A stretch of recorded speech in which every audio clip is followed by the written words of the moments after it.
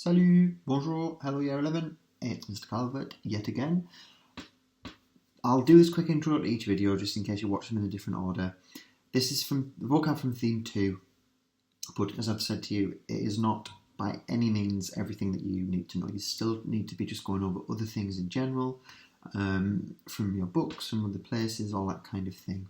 What I'm focusing on here is the more difficult vocab, or the things that I know that come up quite frequently but are still tricky. And as I've said to you probably 50,000 times now, anything can come up on the day. We can't get inside the brains of the AQA examiners, and really, anything goes. I'm going to follow a similar pattern to other videos. I'm going to go through general vocab first, and then I'm going to look at a couple of things to do with verbs. There's quite a lot here on this theme 2 vocab, so there is quite a lot of stuff here. But just go with it.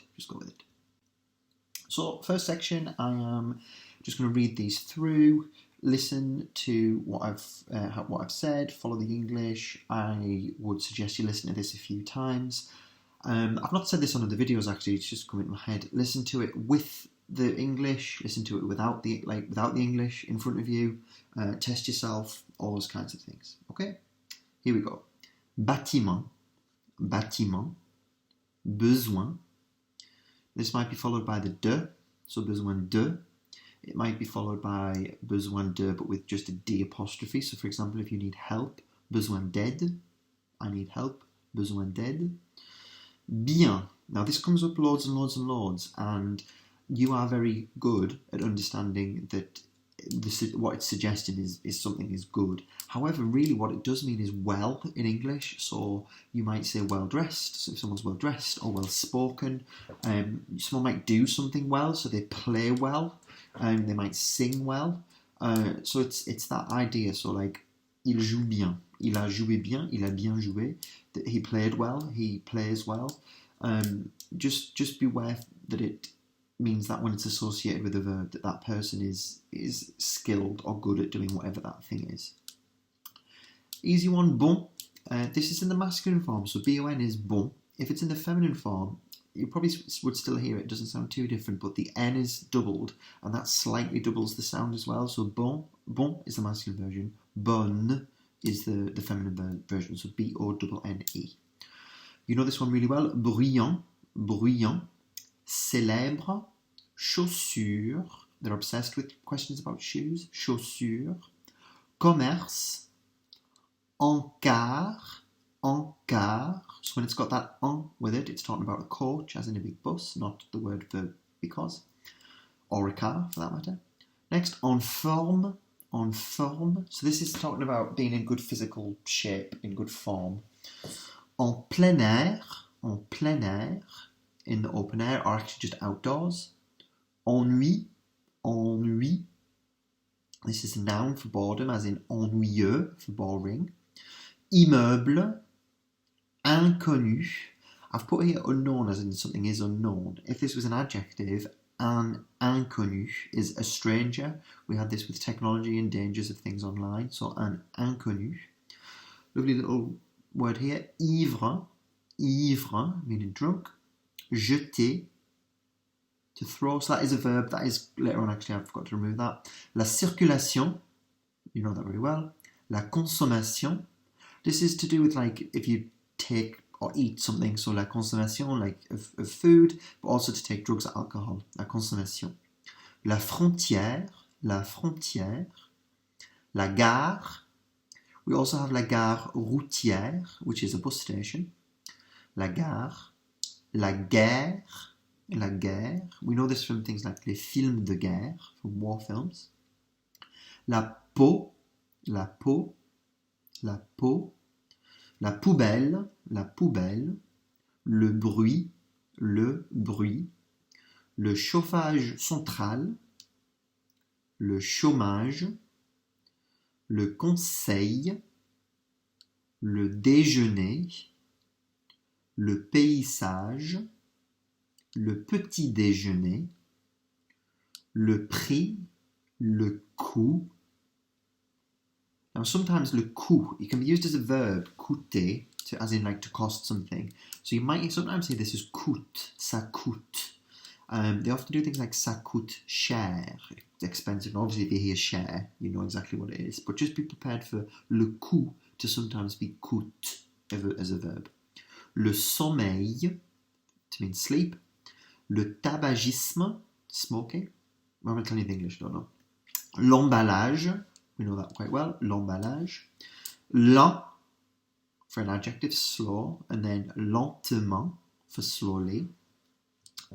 Les choses, why am I'm telling you the English for things and I don't know why. Les choses, les déchets, les loisirs, les médicaments, les meubles, les SDF, l'essence. I've got a feeling this is going to be on the exam. I don't know why. L'essence. And then location. Location. So this is, we talked about this earlier in the week. This is to hire something on rent. So it never ever means location. So you'd say location de voiture if you're hiring a car. Location de maison if it was a house. Location de vélo for a bike or something like that. So location de, and then whatever the thing is that's following it. Okay, we're still going because there's a lot of stuff here. So some opposites here. Lourd in the masculine form and lourde mean heavy. It's actually linked to things where load, like a heavy load, if something weighs a lot. And then light is léger for the masculine, and then légère for the feminine. Magasin, verb here as well, nager, baigner. Nettoyer, forgot to take these off. Ouvert, fermé, so another pair of opposites. Ouvert, fermé. These are often used with other things that are on this list actually. So, le magasin est fermé. Le magasin est ouvert. La porte, so second from the bottom on the right hand list, une porte is a door, la porte est ouverte, la porte est fermée, things like that. Réchauffement, global warming. Sain, malsain. Sans-abri. Se détendre. I've not put these in the other verb section actually because they're a bit more obscure. So se détendre, or je me détends, is to relax. So je me détends is I relax. And then s'ennuyer, this comes up a lot. Je m'ennuie. Je m'ennuie is I get bored. You get bored of something. Je m'ennuie.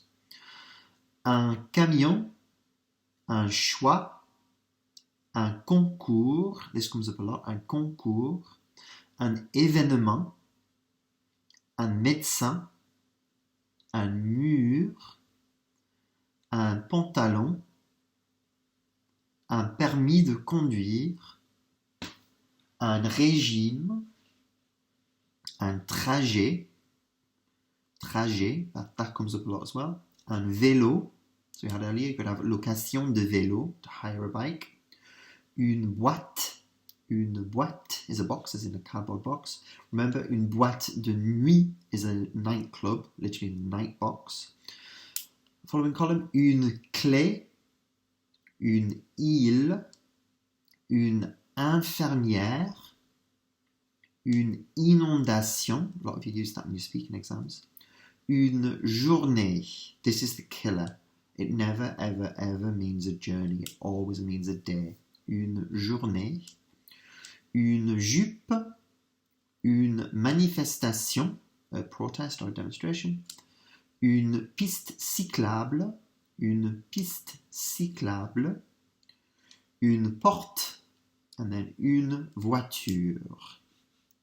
So again, I would listen to those through a couple of times, do it for a bit, go away, come back, mix it up, do some theme 3, come back to theme 1, all those kinds of things.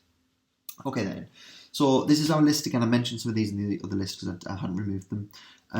These are regular, they are ER verbs, so the infinitive is going to sound the same or nearly the same as the perfect tense. It's going to sound the same or nearly the same in the near future tense as well, but we'll look at that in a second. So, augmenter, améliorer, déménager, économiser, jeter, nager, baigner, nettoyer, supporter.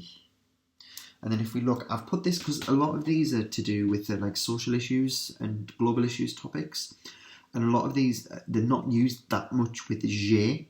It's often with, in this case, augmenter if it's in the perfect tense, so in the past tense, to say increased is often used with a augmenté.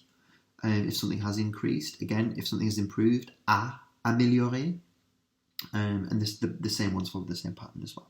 Okay? And then just a couple of irregulars here, but again, they're high frequency, they come up a lot, they're very, very common, and they're there really because they will catch you out. So first one, attendre, attendre. It never ever means to attend. Never, ever, ever, ever, ever.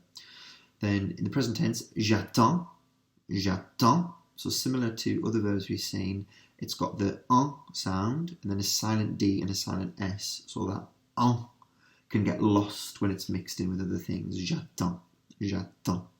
And then the past participle, attendu, attendu. Attendre is actually, I'm saying it's irregular, it is actually very regular. It's just there weren't any other RE verbs to deal with. So attendre, attendu for waited, attendu. And then we've got here dormir, je dors, and then dormi. So dormir, to sleep, je dors, I sleep. And for these two actually I put in as well. Remember, the present tense can have two meanings in English, so the English here is the trickier part. We've got I wait, or it could also mean I am waiting. So j'attends, if you're waiting for a response, j'attends la réponse. J'attends le bus, I'm waiting for the bus. Similar thing for je dors. Someone wakes you up and gets on your nerves, you say je dors, je dors. I am sleeping, that is still happening, or it was still happening.